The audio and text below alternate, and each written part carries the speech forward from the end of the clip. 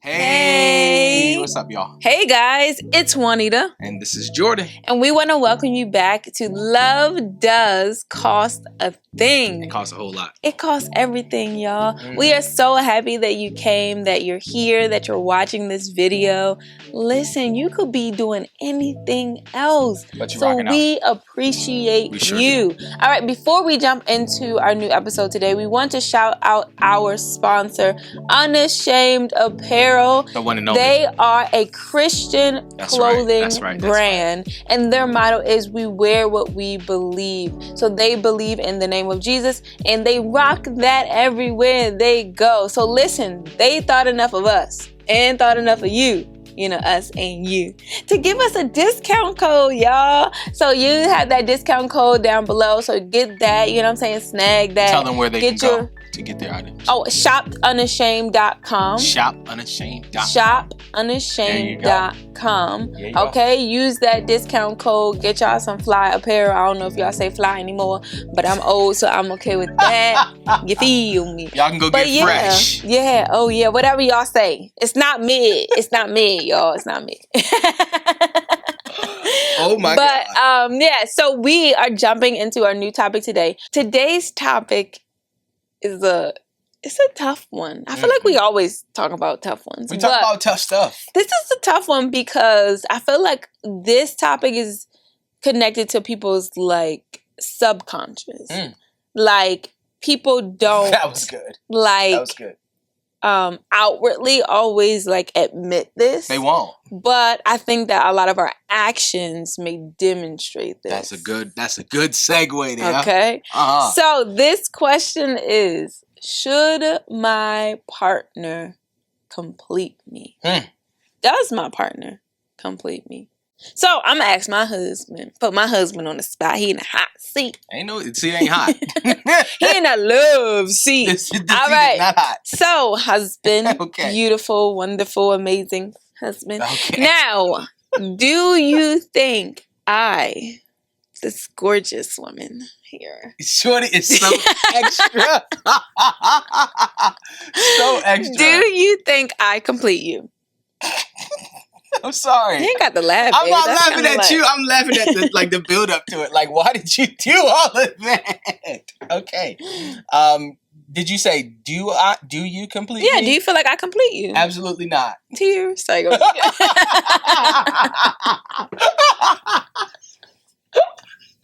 That's good, babe. That's You good. can clearly see what's going on in Juanita's mind right now. I love it. And let me ask you the same question. Do I complete you? No. Tears. All right. Now let's get right to it. Yeah. Most of us would answer this question the same way. Yeah. No, he don't. No, she don't. But our actions reflect differently. Yeah. So we're going to talk about what it looks like a little bit today. And really how to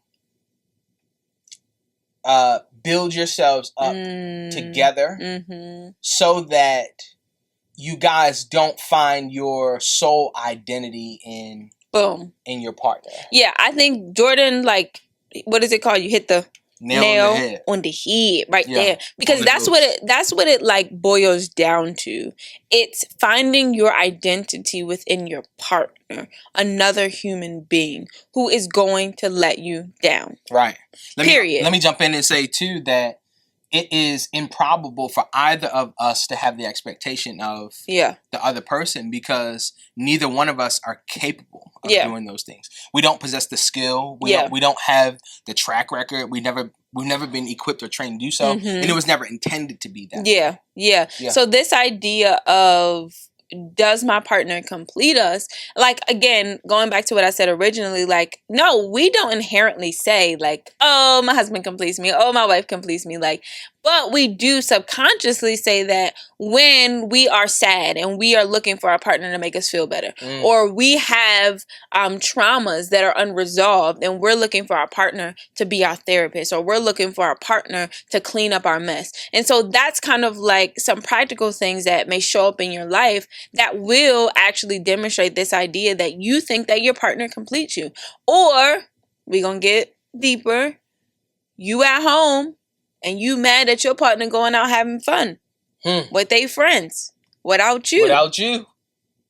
That's another way that it shows up, that you subconsciously think that your partner completes you. Because what that states is that you don't have a life, you don't have an identity, you don't have goals and dreams and aspirations outside of your spouse. Yeah. And ultimately, we know when we're becoming one, yes, we have things that we do together. We have a house together. We have children together. We have goals that we, want to obtain together. We have things that we aspire to do together. But then I can't do anything with my partner if I'm not good independently. If I'm not good as Juanita, right? Because then I have nothing to give to my partner. Because if you think about this, if I'm 50, right, and Jordan is 50, and then we're supposed to create one thing. Now I'm giving up more than myself, and I only got 25%. Now he only got 25%. You know what I'm saying? When I'm whole and he's whole and we're giving ourselves to each other to create one thing here, we still have so much more that we have independently, so that when something happens, let's say my husband wants to go out and do something with himself, I'm at home and I'm good. I'm not mad. I'm not saying, oh, can you hurry up and come home? You're going to leave me here. I'm bored. What are we supposed to do? And then you start to create that, what is it called? That codependency. Yeah, that's it. I was waiting for you to get there because a lot of times, as you mentioned, we say this in theory, they don't complete me, but in our actions, we do have a codependent relationship with our partner. Yeah. And that's dangerous because of the reasons that Juanita mentioned. In addition to that, here we rock with Jesus. We are followers of Jesus Christ. And we find our identity in him. Yes. First and foremost, I'm not trying to make this super deep or religious, as you would say, or super spiritual. It's just improbable for you to expect to be fulfilled by someone who is fallible. Who is just as flawed as you. Fallible, messes up, makes mistakes, right? And let me also say this too, because unfortunately people hear what they want to hear. Juanita is not saying that you shouldn't comfort your spouse. No. What Juanita is saying is that there are certain things that go beyond that. Like if you have childhood trauma, it is not your spouse's responsibility to fix you. Exactly. And that's what I was literally getting ready to say. It's not your spouse's responsibility. It's your responsibility, and they aid you in that. They support you. They give you the grace to navigate that. Right. And so that codependency is a real huge thing because ultimately you're putting your faith. Yes. You're putting your faith. You're putting your livelihood in someone. Yes. Someone. Watch. It's getting ready to get a little heavy. Okay. Watch your toes. Who in a moment could go to heaven. In a moment's notice. Who could transition, or who in a moment's notice could become incapable. Life is extremely, extremely fragile. Yeah. Now, what I don't want this to come off as is an excuse or to say or to essentially say you shouldn't love your partner. You shouldn't love. That's not what we're saying. I'm saying plainly to you, right? That Juanita is my wife. I vowed to love her before Christ and the witnesses that watched us get married until the day we go to heaven. I vowed to love her as Christ loves the church, to take care of our family, all of these things. I'm committed to my word. But at the end of the day, Juanita cannot, on her best day, Jordan cannot, on his best day, which is seldom, could never complete her. Could never complete her. And all right, so I think they get the point. Can we talk about how to detach ourselves from the mindset of our spouse should complete us? Sure, yeah. So I think that it's important to understand where the mindset comes from. And I'll just be a little transparent. For me, I had certain experiences in my childhood that I grew to be codependent with others. And so when I got into my marriage, again, subconsciously, I just did that. It wasn't inherently I need you all the time, but it was just oh, what are you doing? I want to be with you. Oh, what are you doing? And, one time Jordan was like, you should get a hobby. And I was like, yo, you just made me a villain, bro. They about to crucify me in the comments. No, did I listen. say it like that? Just I know what you're saying. No, it ain't for me. It's for them.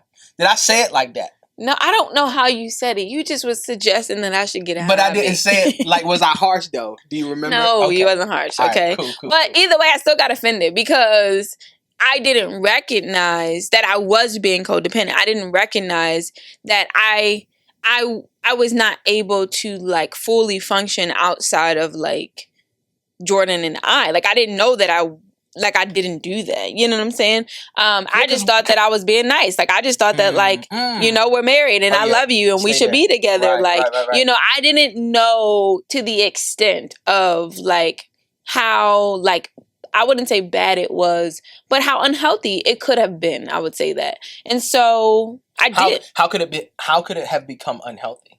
Because you get to this place where you start to internalize things. So again, when your partner wants to go out, or if your partner's like, hey, I have to do this, then you start internalizing it as they don't love me. They don't want to be with me. Then your mental health starts to decrease because now everything that you feel and everything that you desire is dependent upon someone else. And that's pause. Let that breathe. Say it one more time, a little slower for the people in the back. Everything you have and everything you desire becomes dependent upon someone else. And that is dangerous. Yeah. Because what if I have a bad day? Mm-hmm. Hold on. What if I slip up? Mm-hmm. Hold up. What if I need somebody to comfort me? Mm-hmm.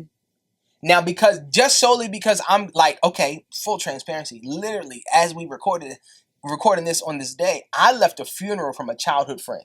And Juanita and I haven't even debriefed about it, but at that funeral, I found out how strong I am not.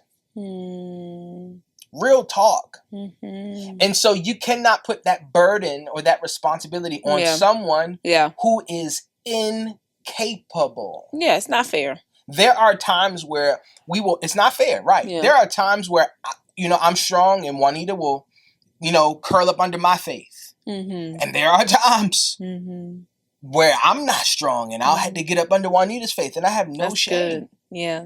Straight up. Listen, this is a part of growing together as one. Mm-hmm.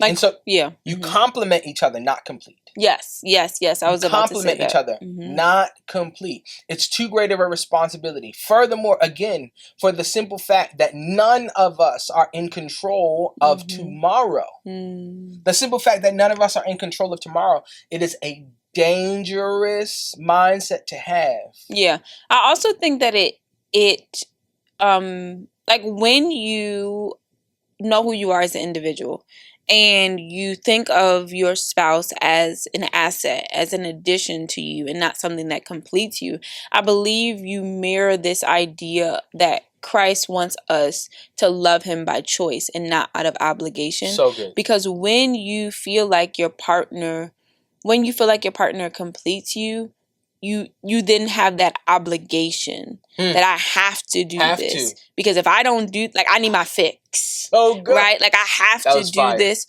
versus this idea that I get to choose my partner. Like, and I tell people all the time, now in my relationship, now in my marriage, it wasn't like this at the beginning, but now I'll say it till I'm blue in the face. I love my husband. I don't need my husband. My husband loves me. He doesn't need me. For the simple fact of exactly what my husband said. My husband could go to heaven tomorrow and I'm going to be sad. I'm going to love him. I know he's going to be with the king. So, it's only so much I could be sad because he's rejoicing. But like at the end of the day, like life is going to continue to move forward. Yep. And it may not even be that drastic, right? It could be something as little as like my husband has to go on a work trip next week. Right. And he got to be gone for a week. Yeah. I'm going to be okay. I know how to take care of myself. I know how to hold it down. I'm going to miss my boo, but like I'm going to be good without my boo. Yeah. And so like we have to get to that point where we feel comfortable enough with ourselves. Why don't we feel comfortable enough with ourselves? My Lord. Because we don't like ourselves. My Lord. Pause. That was a sharp left turn right there. But That's is true. We're going to call it out. Because like when you are not like I don't know how many people are like, I cannot sit in silence.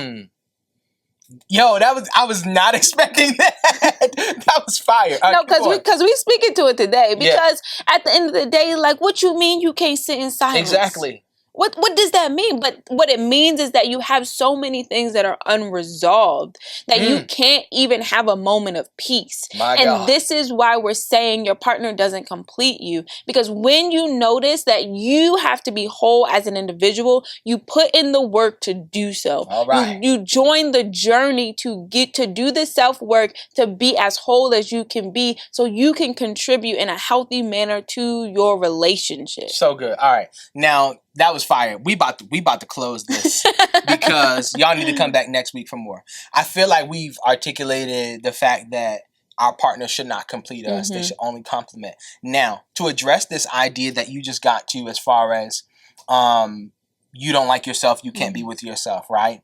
It's really an indicator that you are within yourself incomplete and you're searching for fulfillment. Yes. There is only one who can fulfill you. The great I am. There's only one. This is what I call the God void. He literally places it inside of each and every single one of us. That's so a void good. that only he can fulfill.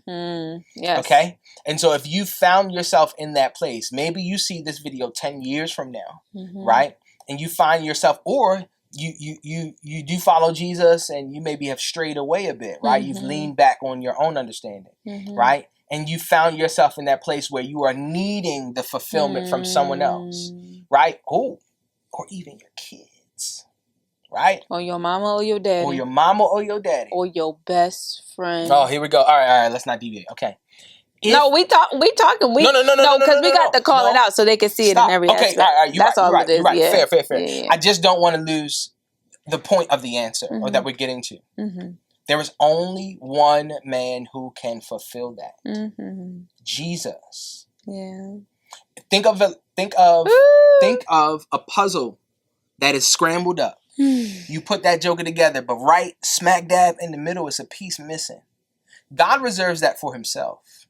We need to stop. He reserves it for himself. Yes. I'm telling you what I know. I'll say this humbly. This is one thing that I know about God. He will allow you to do what you do. Even as a professing believer, he'll allow you to do what you do to get you to a point where he has your full attention. And this very well may be it. This very well may be it. You have to turn your heart to Jesus so that you can be complete with yourself. If you don't get a man, if you don't have all the children, if you don't have the business, even if you don't, you, at the end of the day, by yourself are complete because you have him. Yeah. Because here's the thing, you can have all the things, but not the giver of the things, and you'll still be incomplete. You got to have him. Yeah. So I want you to consider where you are. I want you to take some real inventory. If you've checked off any of the markers that we said today, your best friend, your cousin, your mom, your dad, your children, your spouse, if you're finding yourself dependent on them, right? That's where your identity is. And now it's not with any ill intent, right? Like you're not intending to offend God, but it is offensive to God. Because that's his place. Yeah. Listen, when you get on a plane, there's only one person that sits in the pilot's chair. It's the pilot. Can't nobody else sit there. Unless they're appointed to. It's reserved for him. And while this is a hard reality, it will transform your life if you get it now. So today, I just want you to, in your heart, find out what you are putting in God's seat. Even if it is your spouse. I'm not saying get divorced. He hates divorce. I'm saying to put him in there first, and you'll find yourself more complete. Yeah. It'll be something that you'll have to pursue because this will be new to you. It's probably a blind spot. Okay? It's probably a blind spot that you can't see. Now that you see it, put Jesus back in the right place. Yeah.